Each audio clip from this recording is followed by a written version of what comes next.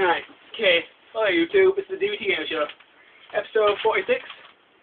And today I'm going to review Mario Kart 64 for the Virtual Console. Now, I played this game a lot as a kid and it was really good, but the Virtual Console version doesn't seem the same as it was when I played it as a kid. But let's check it out anyway, see how it compares to the original.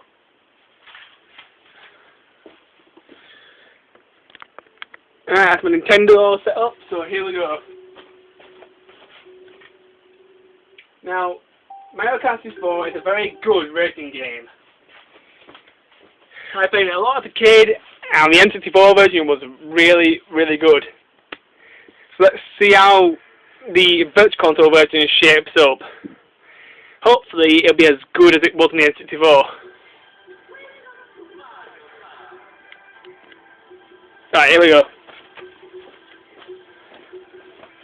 Now the graphics in this game haven't really changed. The Nintendo hasn't really changed them. They look exactly the same as they did on the N64.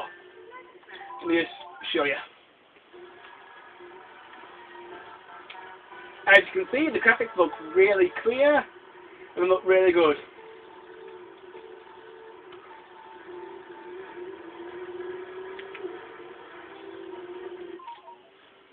Okay, multiplayer in this game is pretty good as well. Let me just reset it, I'll show you some of that. Now the multiplayer in this game, most of it's pretty good, but there's only one problem with it that I found, which doesn't sound really that good.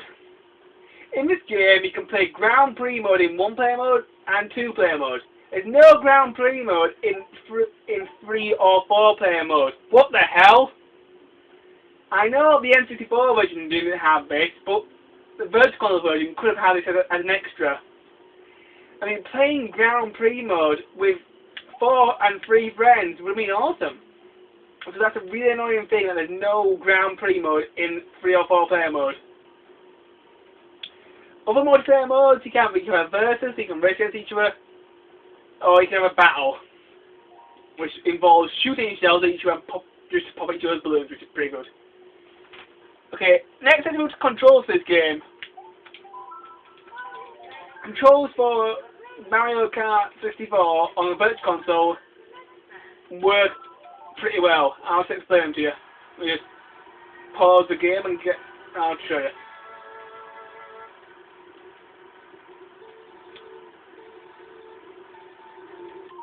Right, the controls.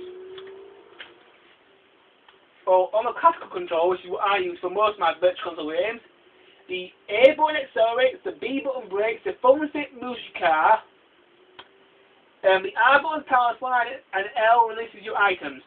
The second thumb stick changes the map picture, which is here, to a speedometer, and also a versus tracker, so you can track your people you're racing against. So basically, if you flip the second thumb stick, you have speedometer and a versus tracker. To launch your items in this game, you press the L button to stop the items window, and then you press the L button to use the items. There are loads of weapons and items in this game, and most of them are really good. And most of them work just as well as they did in the N64, which is really good. The items are in these little crystal box sort of things, and there are quite a lot of them. The gameplay in this game is mostly racing and it's really good.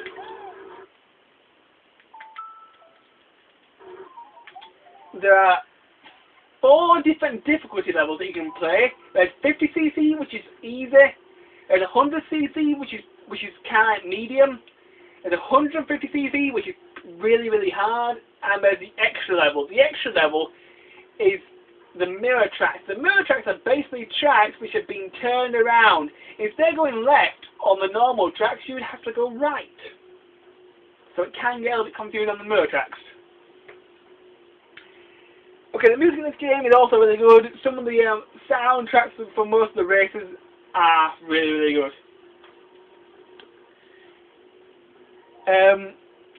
Okay, there are several tracks in this game.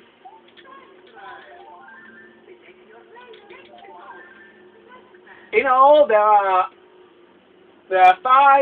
4 cups, and there are 4 tracks in each cup. So in all, there are 16 different tracks to race around. That may not sound like a lot, but most of them are really, really good. My favourite one is probably Bowser's Castle. It's Rainbow Road, Banshee Boardwalk. Yoshi's Valley is extremely annoying because there's so many different paths you can take, it can get really confusing. Whale Stone's a bit long. Sherbetland's extremely hard because of all the ice.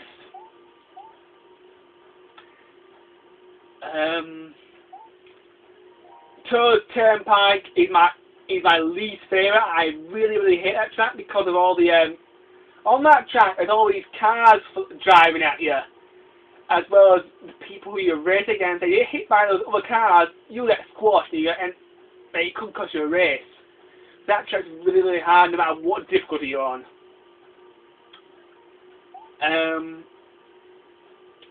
Basically, okay, let's look at the characters and drivers you've got in this game. There are no unlockable characters in this game. You've got your standard set of characters which you must stick with for the entire game. You've got Mario, who's a middleweight driver in this game.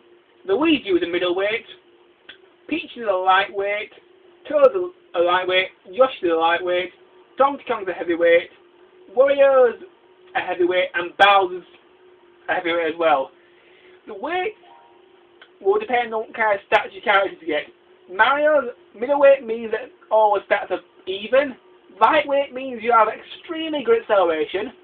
A heavyweight means you have a very good top speed.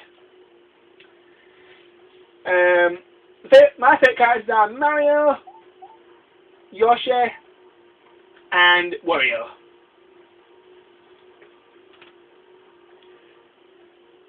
And that's basically all I can tell you about the game. Let's move on to the bad stuff. But I'm very sorry, YouTube, I've run out of time. So please join me in part 2 of my Mario Kart 64 on the Virtual Console, where I will tell you the bad stuff about this game. Until then, YouTube, bye bye.